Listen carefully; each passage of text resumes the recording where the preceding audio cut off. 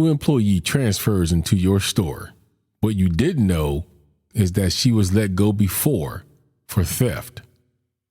Now you have an outstanding employee who volunteered to take a shift, and she catches this new employee stealing.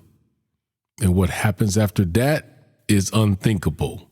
Join me as I cover the case of the Lulu Lemon murder on this episode of True Crime, Authors and Extraordinary People. Welcome to True Crime, Authors and Extraordinary People, the podcast where we bring two passions together. The show that gives new meaning to the old adage, truth is stranger than fiction, and reminding you that there is an extraordinary person in all of us. Here is your host, David McClam. What's going on, everybody? Welcome to another episode of True Crime, Authors and Extraordinary People. Of course, I'm your man, David McClam. Hey, if you guys haven't already, make sure that you are following us on all of our social media. One link to a link tree will get you every place you need to go pertaining to the show. All right, before we get started with today's case, I just want to say I do apologize. I know you guys did not get an episode last week. I'm sorry about that. Life happened. And what I mean by that is we had a technical difficulty with some of our equipment, and the episode did not come out quite right as it was supposed to. So unfortunately, we didn't have one last week. I do apologize. I make it a point not to miss a week, but sometimes these things in life happen, and I didn't have anything on the spot that I thought was good enough to upload to you. So I would just rather wait it until this week, brought you this new case, and then we start over. So we are here, and I thank you for still being here with me doing that.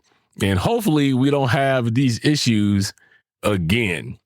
I would also want to remind you guys, if you haven't checked out our new show, Extinguished, please do. LaDonna and I have been asked to go to London in September. We will be at CrimeCon UK, September 21st and 22nd.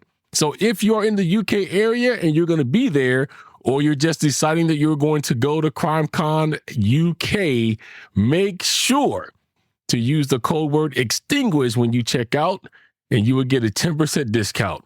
LaDonna and myself will love to meet every one of you as you represent our podcast, have conversations with you, see what you like and you don't like about the show. So this will be your time till I can have a one-on-one with you, the listener. All right, so today's case, it's one that happened a few years ago, but I don't think everybody knows about this case. And it's shocking to me because it happened to one of the biggest retail chains, as far as I'm concerned, and what they sell. My wife is all over the place with this stuff. I know she has friends that likes this stuff. So we're going to go ahead and do this case for you today. It is on the Lulu Lemon murder. Before we begin, just give you the trigger warnings. This does deal with murder. It is brutal. If this triggers you, please make sure that you go ahead and skip this episode. I will totally understand that. Your mental health is the most important. And from here on out, every episode, I remind you of this. If you are feeling like you want to hurt yourself or commit suicide, or you know someone who does, we need you to be here. So please go dial 988 or text that number and someone can help you immediately. There is nothing in this world, no problem, no drug, no anything that is worth your life. And it is important to me. So please, if you are one of those people, 988 is the number, and you will find it also in the show notes of this episode. All right. So with that said, here we go. Now, this case did happen on March 11th of 2011. That's when the incident actually took place, but it was not discovered until the next day. And that's kind of where we're going to start as we tell you about this case. Now, you guys know, if you listen to me long enough, that I have what I call my dumbest criminal list. and the person that committed this murder has got to be one of the dumbest criminals.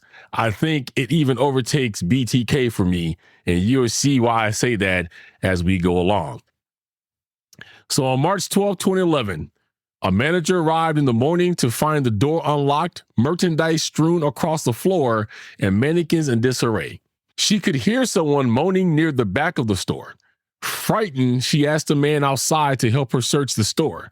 He found Jaina Murray lying in a back hallway face down in a pool of blood with a ligature around her neck. Brittany Norwood was found in the bathroom, apparently semi-conscious with zip ties binding her wrists and ankles and blood on her face. Bloody footprints were tracked through the store. Now, if truth be told, what they're not saying here is who the young man was that she had go through the store, because they do kind of make a big deal about this on the episode, which I'll tell you guys about, which is Murder in the 21st. If you guys want to tune in after this and get more of a deep dive, our colleague Nick Edwards over at True Crime Garage was the podcast that was the feature of this one. It is episode 4, and it is entitled The Brutal Truth. So you can tune in over there. But on that show, they do tell you, and it has been confirmed, the young man worked next door at the Apple store. And she saw him and said, hey, can you please walk through my store? I'm kind of scared, but I think something's going on. And so he did. So Brittany Norwood told police that after she and Jaina Murray had closed the store the previous evening, she realized that she had forgotten her wallet and called Jaina to let her back into the store. Alarm records showed that the door was unlocked at 10:05 p.m. Then, according to Brittany, 2 men wearing dark clothing and ski masks entered the store, attacked them, and sexually assaulted them. While police initially treated Brittany as a victim, it soon became clear that the evidence did not support her account.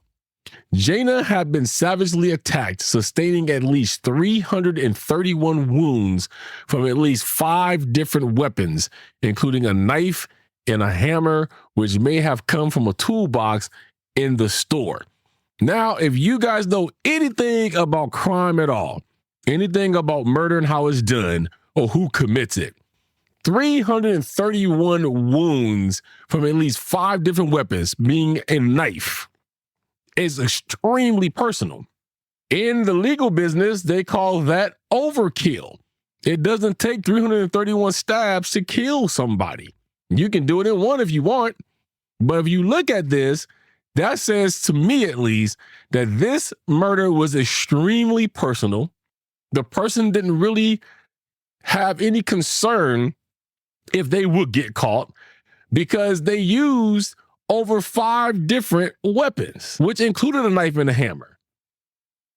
Not really concerned about people screaming, because if you're going to stab someone that many times or you're going to hit someone with a hammer, there's going to be some screaming going on. And from all accounts, from what I've seen at least, the person didn't do anything to try to stop Jaina from doing that. So Brittany's injuries were relatively minor and appeared to be consistent with self-inflicted wounds.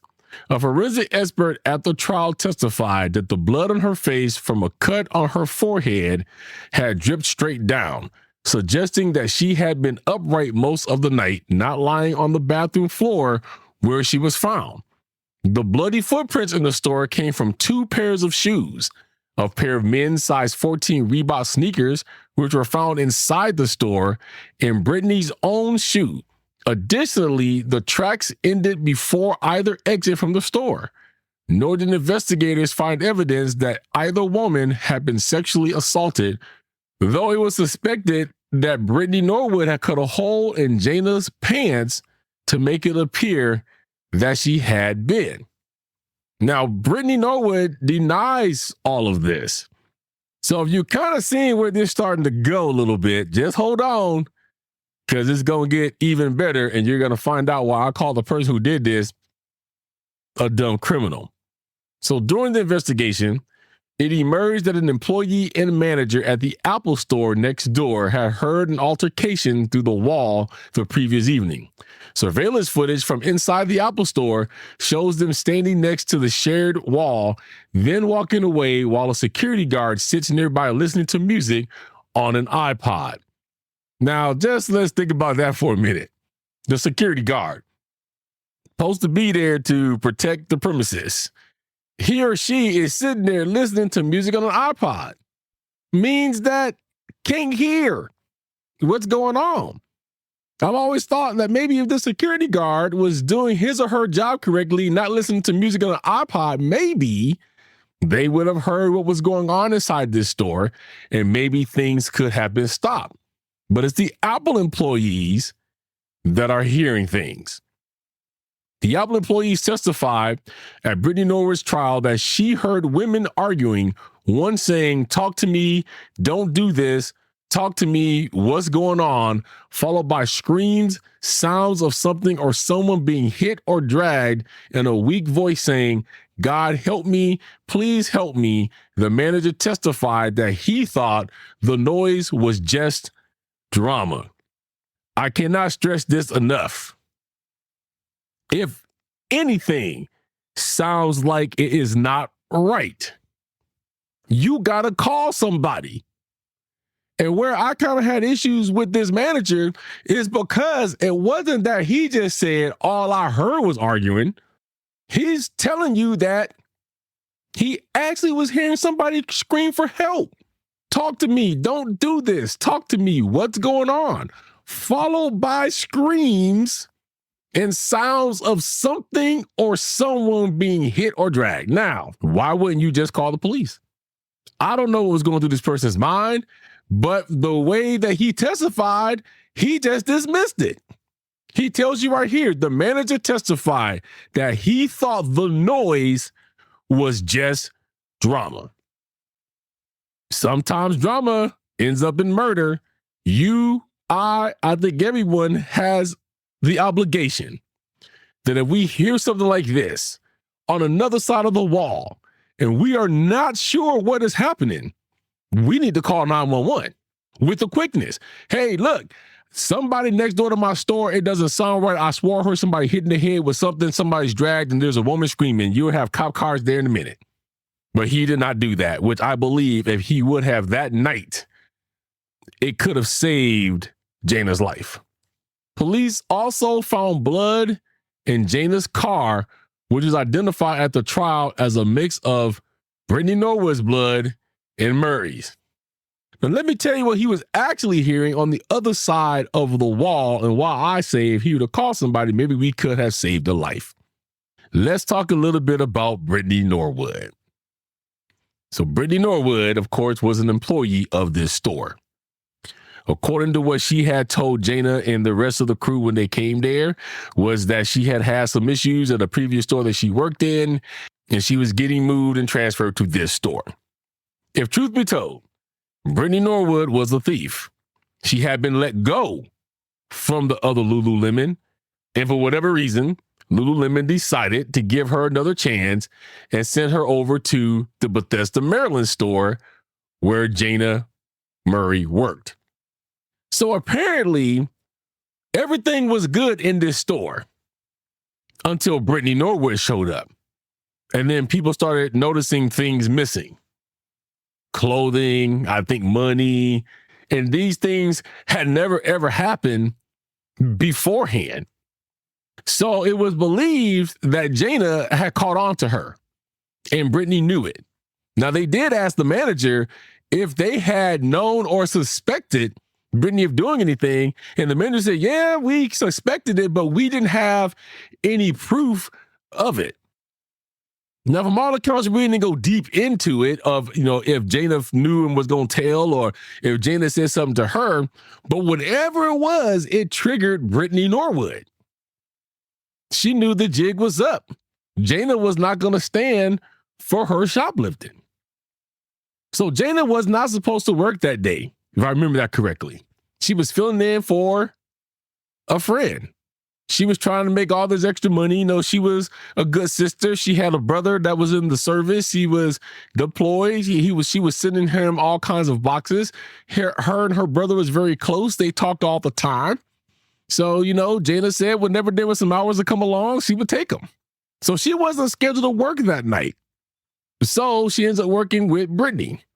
Now, from all accounts, And from statements by police officials and from testimony during the trial, this is what is believed that happened. Remember, I told you that she was a thief. She had got let go from another store to this one. Well, they believe that on the evening of the murder, Brittany and Jaina checked each other's bags for unpaid merchandise, which is a routine security procedure at Lulu Lemon and other retail stores. Every retail store I've worked at, that is the policy. Now, in some SOPs, which is standard operating procedures, it is said that third-party vendors does not or should not ever be asked to be searched. I'm considered a third-party vendor, but we let them search anything they want to search, just so that they know that we as the vendor ain't walking out with anything. But that is a common practice. So Jaina found a pair of pants in Brittany's bag and called their manager after she left the store. The manager said she would deal with it in the morning. And a few minutes later, Brittany called Jaina to say she'd forgotten something and asked Jaina to return to the store and let her in. When Jaina arrived, Brittany attacked her, moved her car, then staged the scene to look like a robbery, putting on a pair of men's shoes to track blood across the floor, tossing mops, broom, and chairs around the store, and finally cutting herself and binding her own wrists and ankles with zip ties. Let's go a little bit deeper into this. This is why I do all this research, because they cut out a whole lot of stuff that you should know about just in that. So as you heard, that was the setup. Jaina calls her manager and says, hey, I've caught Brittany stealing these things. You know, we've had this problem. What do you want me to do about it? Well, Brittany obviously heard this and decided for whatever reason. Now, if Jaina's already called the manager, gig's up, right? She already told the manager that you've been stealing. You already know. Why do we want to go back and kill somebody? But that's what she decided to do. So as Jaina was leaving the store, Brittany calls. She says, hey, are you still there? I think Jaina said, I'm about to leave. She goes, hey, I forgot something there. Can you stay at the store? And Brittany came back. So Brittany was on her way, I guess, to the train, whatever she catches. But her second thought was, she by herself, let me go back. Well, in her mind, she was coming back to kill Jaina. Jaina didn't think anything of it. Didn't think she would get brutally attacked and killed for telling the manager that she caught somebody stealing when it's their practice to go through each other's bags. So Jaina opens the door and proceeds to walk with her towards the back of the store. It was at that point that Brittany attacked Jaina. The screaming that they were hearing was her, yelling and screaming back and forth. Then there was a hit in the head with the hammer. Believed that she hit her several other times. Then she pulled out the knife. Then she was stabbing people. And 331 wounds later, we have Jaina that is in a bloody mess. Now, this jumped right to that she moved her car. Well, let's get into that, because this is where I say that she is world's dumbest criminal. So remember earlier it said that the police have thought that the wounds that Brittany had was superficial or were self-defense wounds. The first thought pattern was, okay, if these two men came in, why would they just kill one person and not kill the other? When people go to kill somebody in cold blood like that, they don't want no kind of witnesses left behind. But Brittany lives, tells the police of these two guys. The police is looking all over for these two dudes. They even go to Apple next door and say, hey, can we get your camera footage from last night, which they give to the police? And they saw two guys walking out. And they're like, whoa, is these the two guys we looking for? Now, when you see these guys on surveillance camera, I'm like, that ain't them, because they were in no hurry. They weren't running. Didn't look like they had been into anything. They were very clean.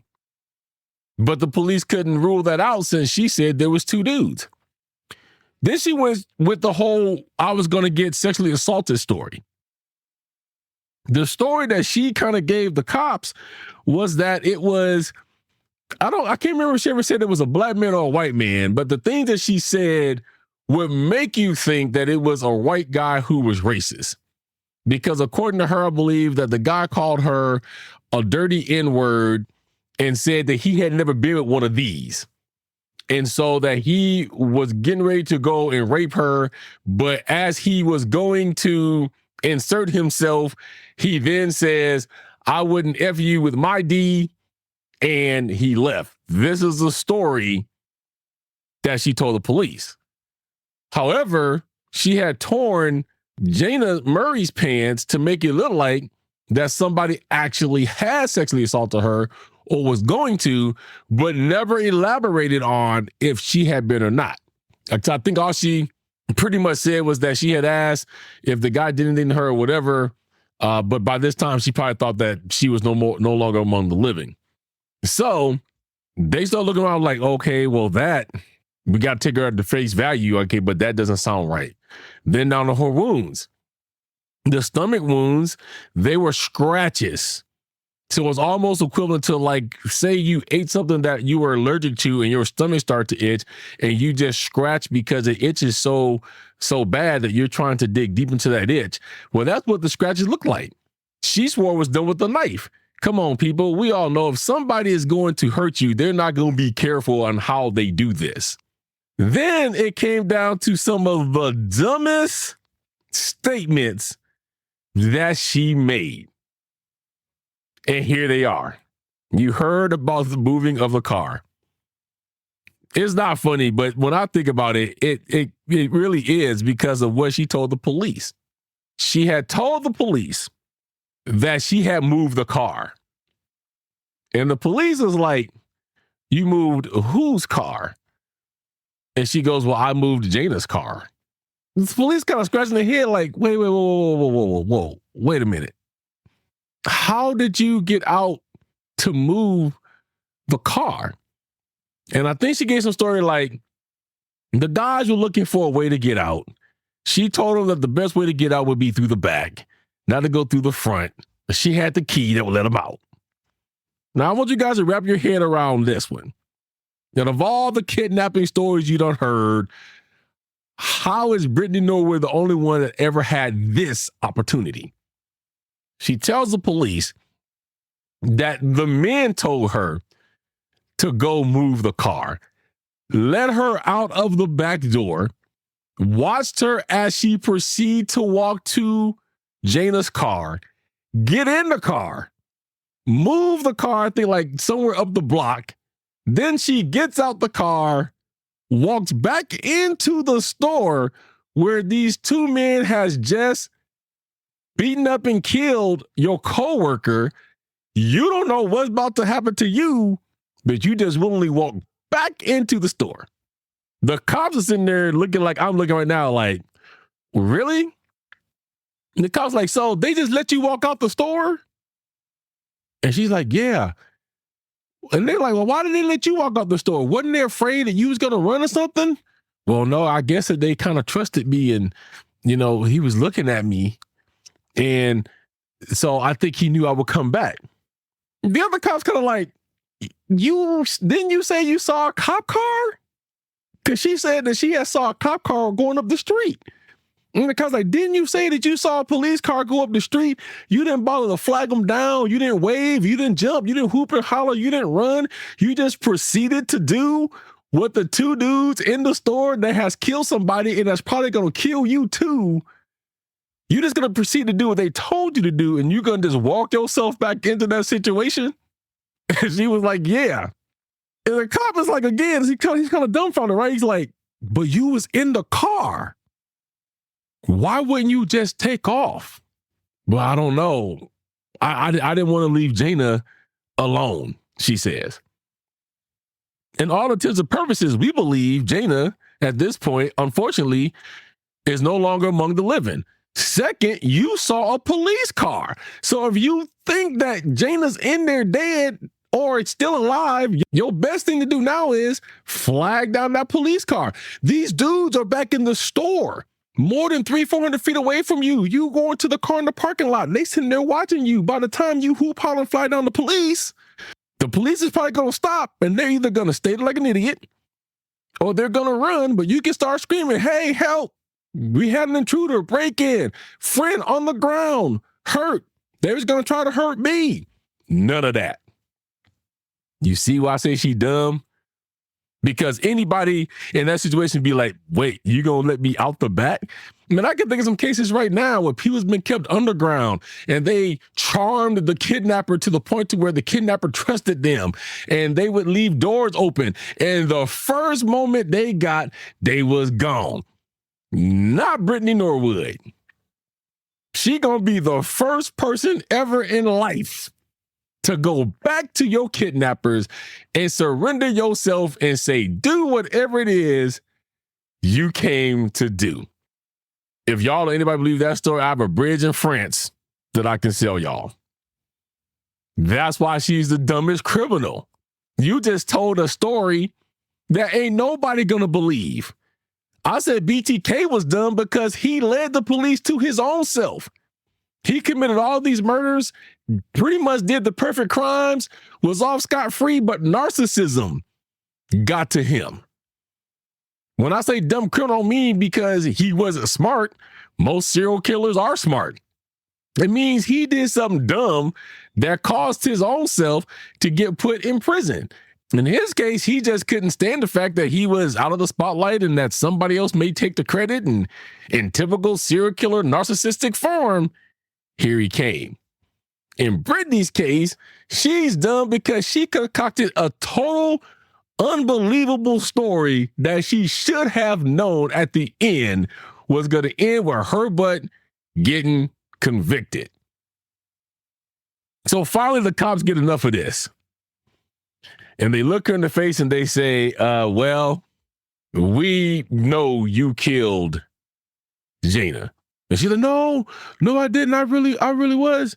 And the cop's like, we know you did. Said, first of all, your stories don't add up. And second, all of those wounds on you is defensive wounds. Didn't nobody ever touch you? Then you say you moved the car when you could have ran. Brittany, won't you just tell us the truth? Tell us what really happened. Can you just tell us why you had to kill Jaina? We know it's you. Man, people that wasn't even there that day and heard this story would have been like, she did it. So yeah, she did it. And on January 27th of 2012, Brittany Norwood was sentenced to life in prison for first-degree murder. Now, there's been some people that said that they don't think that first-degree murder was appropriate. Because understand that to get a first-degree murder conviction, that means that there was an element of premeditation involved. Some people say it wasn't premeditated because she didn't bring her own weapons. The knife and the hammer that she used belonged to the store. Well, I side with the other side of the people that says it indeed was premeditated because Brittany Norwood had left the store after the confrontation about theft, walked away from the store, and then coerced Jaina to stay and came back with the intention of killing her. To me, that's premeditation because she was thinking through it. You could have made the argument for second degree if this would have happened this way. If Jaina went up and say, hey, what is these pants doing in your bag? I got to call the manager. And then at that point, without hesitation and thought, she just snatched her by the back of the head and she commencing the beating there. Okay, then maybe we may have an argument for second degree because she had no time to think of what she may do. But the moment that this confrontation happened and that did not take place, and she walked up out this store and she was on her way to whatever it is she was catching to take her home. The moment that she made that phone call back to Jaina and said, I'm coming back. I forgot something. Can you please stay? When Jaina's about to walk out of the door and you attack her when you get there, that's premeditation because you thought about that, which is the reason why you call her to stay in the store and the reason why you went back to the store because you even admitted yourself you didn't forget anything in the store. It's sad these days that we cannot go to work without worrying if our co-worker is going to kill us. Now, the other question comes is this Lulu Lemon's fault? Should Lulu Lemon be held responsible? I probably have a little different opinion than that. I think so. Here's why I say that. She was at another store that she was caught stealing from. They fired her. Goodbye, gone, see you later. In most businesses, that is what they call a non-rehirable offense. If you have a job and they fire you, they code you one or two ways: rehirable or non-rehirable. A rehirable offense might be, well, I'm sorry, at this time we have to let you go because you called out 22 days in a row and you was only able to call out for 6 of those, but you never gave us any proof of why you was gone for the other days, so we got to let you go. But if you ever decide you want to come back 6 months from now, you'll be listed as rehirable. That's a rehirable offense. A non-rehirable offense usually is, we caught your hand in the till or you were still in merchandise. We got to let you go for theft. Unfortunately, you will never be able to work for this company again. But most companies that I've been working for, at least, theft is a automatic non-rehirable. Theft of any kind. So if Lulu Lemon would not have had her come back and not have transferred her to this Bethesda, Maryland store, in my opinion, Jaina Murray would still be alive right now because she would have never been there. Also, the current management that was over Jaina and Brittany, the manager did say understand that they had suspicions, but they never had all the proof. Therefore, she couldn't fire her. Yeah, I still state that she's responsible. Here's why. What could you do as a manager to ensure that this is or is not going on? I have been in management positions before, and I've dealt with something like this before, and this is exactly what I did. I noticed certain things happening when certain employees came to work, whether it was theft or whether it was things not getting done. So I started manipulating the schedule. And what I mean by that is I said, all right, I think it's this group of individuals and not this one. So I'm going to pick a day and I'm going to put this group of individuals with one extra person because I want them to be thrown off. I want them to do whatever it is that they were doing, if they were doing anything. And if I put just them together without an additional 1 or 2 people in there that don't know what's going on, they're not going to do that. So I'm going to throw these 3 over here with these 1 or 2 people this week. And then I'm going to throw the people I don't think is doing anything over here this week with these 1 or 2 people. And I'm going to see what happens on those days.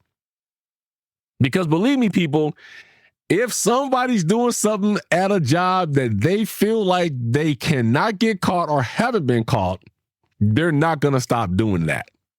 So when you look at the 2 days right there, that should tell me. But even though I had the proof, because the group that I thought was acting up was really doing what they wasn't supposed to do, I'm going to merge them all together again just to see what happens. And then I'm going to do a shift with them totally not there in the shift that I believe is not doing things. And guess what I found out? The people that I didn't believe was doing anything really was not. But the people that I thought was. So now that I've isolated that, I let them go. So in my opinion, Lulu Lemon did something like, okay, if this is only happening when they're here, exactly what I said. Okay, Brittany, you're off the next 3 days. Now, if nothing goes missing in the next 3 days, and then on that 4th day, Brittany comes back to work and something's missing, you got your answer. Besides, where is the cameras in these stores? Now, I think they said that Lulu Lemon didn't have cameras in the stores. Have you guys ever seen how expensive Lulu Lemon stuff is? It's not like Lulu Lemon stuff is like the cheapest stuff in the world. There's a couple malls that I go to now to visit some of my stores, and there's a big old Lulu Lemon store in there. Why do we not have cameras? So yeah, I don't think the family did, but I think I would have filed wrongful death against Lulu Lemon because of the fact that they knew, not specifically that store, But Lulu Lemon Corporation knew, all the higher-ups knew what Brittany Norwood had done. And because of the fact that you did not handle that properly, and this girl came across my daughter, who is doing her job to protect her job and the job of others, as well as the pocketbooks of customers. Because make no mistake, people, in the retail store, the prices that we got to pay is in direct response to theft at that store. You may not believe that, but it's true. Besides the inflation and the government taxes and all of that, especially mom and pop shops, they will start raising prices based on theft. But you let her come back and now my daughter's dead. You're held responsible. I think that she should be held responsible. So guys, that is the case of Lulu Lemon. What did you guys think? Do you think, like I do, that Brittany Norwood is one of the dumbest criminals because of that story? I've never heard a story like that up until this case, ever. And this is the most dumbest one I think I've ever heard. I always try to tell you guys something at the end to make you think. And here it is today. Be careful what you do, what you say, how you do things. People kills people for less things now. If you listen to my whole episode about the school district, that's exactly what I said to these principals who still wants to try to pull my core whenever they see me. But you are playing in dangerous waters. We don't know what people's mindset is this day. Man, I don't even say anything to anybody. They cut me off anymore. Because I don't know if the person is going to like just pull up in front of my car, jump out with a gun and start shooting people. This is the state of the world, unfortunately, that we're living in right now. We can't say, man, you cut me off anymore without thinking we're going to get knocked in the head or shot. So please be careful out there. Be careful what you say. Be careful who you say it to. If you mad, think, is what I'm going to say to them going to set them off? And is it worth my life?